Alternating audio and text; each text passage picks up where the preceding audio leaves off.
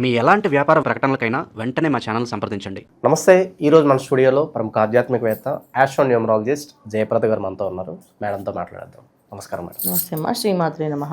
September 7వ తారీఖు సంపూర్ణ చంద్రగ్రహణం. మనకి కర్కాటక రాశి వారి పరిస్థితి ఎలా ఉండబోతుంది, గ్రహణం తాలూకు ఇంపాక్ట్ వీళ్ళ మీద ఎలా ఉండబోతుంది, ఎలాంటి జాగ్రత్తలు తీసుకోవాలి వీళ్ళు?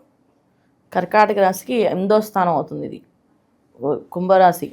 అయితే ఈ కుంభరాశి అష్టమ స్థానం. అంటే అష్టమ స్థానం మనం దేనికి చేస్తామంటే, అష్టమం అనేది ఒక తెలియని ఒక సీక్రెట్ హౌస్ అనమాట. ఎంత సీక్రెట్ హౌస్ అంటే దాంట్లో ఏది మంచి ఏది చెడు, ఎప్పుడు ఇస్తాడు, ఎలా ఇస్తాడు రిజల్ట్ అనేది అష్టమ భావాన్ని చూస్తారు. ఒక వివాహం నిలబడుతుంది, ఆ బంధం నిలబడుతుంది, వీళ్ళకి ఉంటుందా ఉండదా అనేది అష్టమ భావాన్ని చూస్తాం. అలాగే లైఫ్లో సక్సెస్ అవుతారా వీళ్ళు అనే దానికి అష్టమ భావమే చూస్తాం. అలాగే వీళ్ళకి ఏవైనా ప్రమాదాలు జరిగే అవకాశాలు ఏమైనా ఉన్నాయా, జరిగే అవకాశం ఉంటుందా ఎప్పటికైనా జీవితంలో అంటే అది కూడా అష్టమ స్థానం చూస్తాం. అలాగే జీవితంలో వీళ్ళు ఎంత వయసు వరకు ఉండగలుగుతారు అంటే కొంతమంది ఆయుధాయం ఎలా ఉంది, ఆయుధ దాన్ని కూడా అష్టమ స్థానాన్ని చూస్తాం. ఈ ప్రతిదీ అష్టమ స్థానం చూసినప్పుడు ఈ అష్టమ స్థానంలో చంద్రగ్రహణం ఏర్పడినప్పుడు ఇక్కడ కర్కాటక రాశి వాళ్ళకి ఎలా జరుగుతుంది అనేది మీరు నన్ను అడగట్లేదు. ఎందుకంటే వాళ్ళ జాతకాల్లో లగ్నాలు దశలు అంతర్దశలు బట్టి ఇవి జరుగుతాయి. అయితే కర్కాటక రాశి వాళ్ళకి ఈ గ్రహణం అనేది ఇంపాక్ట్ చెడు ఫలితాలను ఇస్తుంది తప్ప మంచి ఫలితాలు అయితే ఇవ్వదు. పూర్తి చెడు ఫలితాలే ఉంటాయి, మంచి ఫలితాలు ఏవీ లేవు. ఎందుకంటే మనం అనుకుంటాం అయ్యో మంచి ఫలితాలు అలా చెప్పేస్తున్నారు ఏంటి అనేసి. ఉన్నది ఉన్నట్టు చెప్పాలి కదా. ఇవాళ నేను మంచిగా బాగుంది అని చెప్పినా రేపు రోజు మీరు అనుభవిస్తారు కనుక ఇవి చెప్పింది కానీ ఏం మాకు లేదనుకుంటారు. అందుకని ముందుగా చెప్పడం వల్ల ఏంటంటే జాగ్రత్త పడడానికి. ఇప్పుడు ఏ విషయమైనా ఇది బాగాలేదు అని అంటే అక్కడ నిప్పు ఉంది జాగ్రత్త అని చెప్పడం మాత్రమే.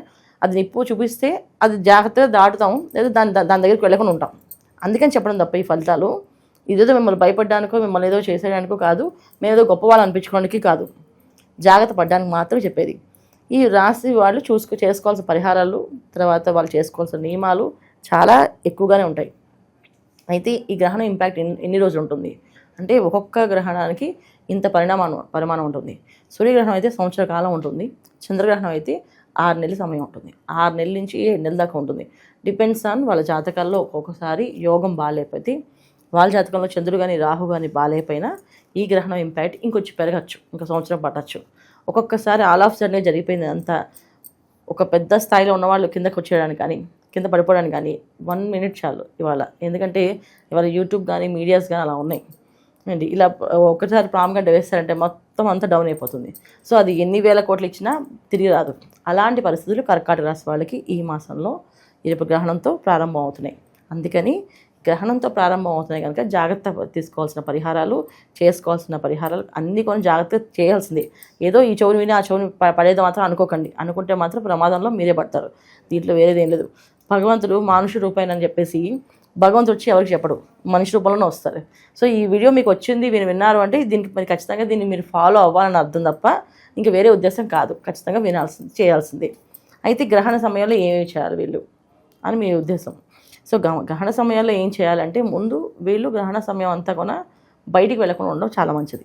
ఆ రోజు గ్రహణం రోజు 7వ తారీఖు గ్రహణం. ఈ 7వ తారీఖున ఏ పనులు పెట్టుకోకుండా బయటకు వెళ్ళకుండా అన్ని 6వ తారీఖు ఫినిష్ చేసి ఇంట్లో ఉండి పొద్దున్నే కాస్త లేచి శివారాధన కానీ అభిషేకం కానీ రుద్రాభిషేకం కానీ చేయించుకొని మధ్యాహ్నం కల్లా ఆహారం తీసుకొని తర్వాత ఇంకేమీ తీసుకోకూడదు.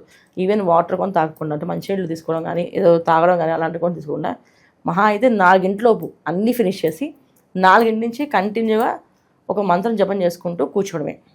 ఈ మంత్రం జపం చేసుకుంటూ కూర్చోవడం వల్ల వీళ్ళకి కాస్తంత మంచి ఫలితాలు వచ్చే అవకాశం ఉంటుంది. సో ఇంట్లో ఏ పనులున్నా చేసుకోవచ్చు.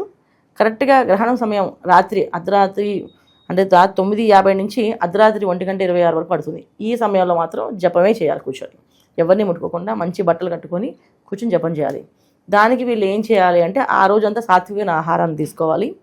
ఆ రోజు ఎటువంటి నాన్ వెజ్ ఐటమ్స్ తీసుకోకూడదు, తినకూడదు కూడా. అలాగే ఉల్లి వెల్లుల్లి సంబంధించిన ఆహారం తీసుకోకూడదు ఆ రోజున. సాత్విక ఆహారంలో ఒక నాన్ వెజ్ అనేది కాదు, ఉల్లి వెల్లుల్లి కూడా ఆహారం కింద వస్తుంది. అలాంటివి ఏం తీసుకో. సాత్విక ఆహారం అంటే ఉడికించిన పదార్థాలు ఏమైనా తిన్న తర్వాత దాన్ని ఇంకా సాయంకాలం వరకు మేలుకొని ఉండి కరెక్ట్గా 9:50 ఉన్న బట్టలతోటి వెళ్ళి స్నానం చేయాలి. ఇప్పుడు ఏదైతే బట్టలు వేసుకున్నా ఆ బట్టలతోటి స్నానం చేసి ఆ బట్టలు మార్చుకొని పొడి బట్టలు కట్టుకొని ఒక ఆసనం వేసుకొని కింద కూర్చొని చక్కగా ద్రాం దత్తాత్రేయ నమః, ద్రాం దత్తాత్రేయ నమః అని మంత్రాన్ని చదువుకుంటూ కూర్చోవాలి. ఎప్పుడు దాకా అంటే రాత్రి 9:50 నుంచి 1:27 వరకు ఇది చదువుకుంటూ ఉండాలి. ఇది అయిన తర్వాత మోక్షకాలం ఏదైతే పూర్తయిపోతుందో అప్పుడు లేచి వీళ్ళు చక్కగా స్నానం చేసేసి మళ్ళీ పొడిబట్టలు కట్టుకొని వెళ్ళి నిద్రపోవచ్చు కావాలంటే. చాలామంది లేచి ఉండి కాస్త అభిషేకాలు పూజలు చేసుకోవడానికి అవకాశం చేసుకుంటారు. ఇల్లంతా శుభ్రం చేసుకొని ఇంట్లో దర్బలు వేస్తాం కనుక తర్వాత హాల్లో మధ్య భాగం అంటే బ్రహ్మస్థానం అంటాం. మొత్తం ఇంటికి మధ్య స్థానంలో ఈ 4 దర్బలు అటు ఇటుగా వేసి పెడతాము. అలాగే నీళ్ళల్లో పైన దర్బలు వేసుకుంటాం.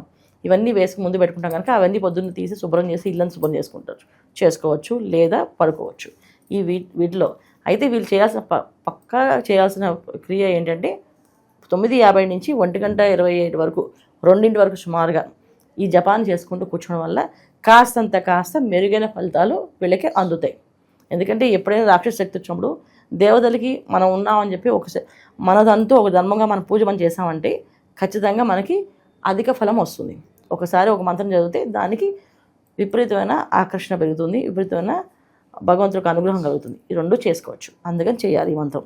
చేసిన తర్వాత పరిహారం ఏంటి అంటే కిలోంపావు నువ్వులు, కిలోంపావు మినువులు, కిలోంపావు బియ్యము, కిలోంపావు ఆవు నెయ్యి ఇవన్నీ ఒక పాత్రలో పెట్టుకొని ఒక వెండి పడగ, ఒక వెండి నాణ్యం ఒక కంచు పాత్రలో వేసి ఆవు నెయ్యితో నింపి అది ఒక వారకు పెట్టి గ్రహణం అయిపోయిన తర్వాత పొద్దున్నే ఒక బ్రాహ్మణి పిలిచి తాంబూలం ఇవ్వాలి.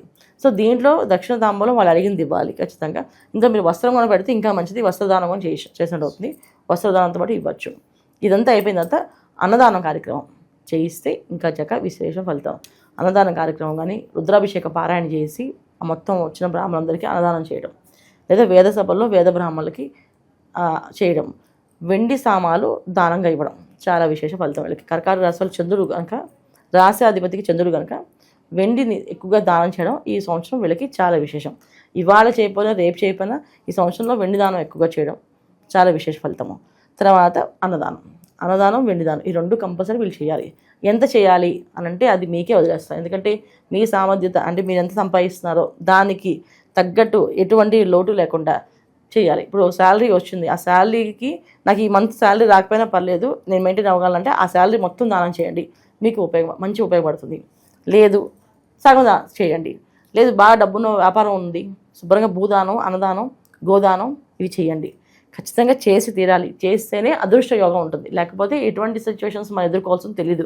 ఎందుకంటే పెద్ద సంస్థలో పనిచేసే వాళ్ళు, పెద్ద సంస్థలు నడిపే వాళ్ళకి ఒక్క చిన్న రాయి వేస్తే చాలు పాపం వాళ్ళు మొత్తం డౌన్ అయిపోతారు. అలాంటి ప్రమాదాలు జరిగే అవకాశం ఉంది. ఏమీ లేకుండా నీలాప నిందలు పడే అవకాశం కానీ ఏదో బాధపడే అవకాశం కానీ ఎక్కువగా ఉంది. మానసికమైన బాధ, ఆందోళన ఎక్కువగా కలుగుతుంది ఈ కర్కాటక రాశి వాళ్ళకి. ఈ మానసిక భయము, ఆందోళన నుంచి బయటపడాలంటే ఇలాంటి పరిహారాలే ఖచ్చితంగా చేసుకోవాలి. ఇది చేసుకుంటే వీళ్ళకి శుభమైన ఫలితాలు ఉంటాయి. ఓవరాల్గా కర్కాటక రాశి వాళ్ళ పరిస్థితి ఈ చంద్రగ్రహణం తాలూకు ఇంపాక్ట్ వీళ్ళ మీద ఏ విధంగా ఉండబోతుంది, ఎలాంటి జాగ్రత్తలు తీసుకోవాలి, మీ మాటలో చాలా బాగా వివరించారు. ధన్యవాదాలు. నమస్తే అమ్మా. శ్రీమాత్రే నమః.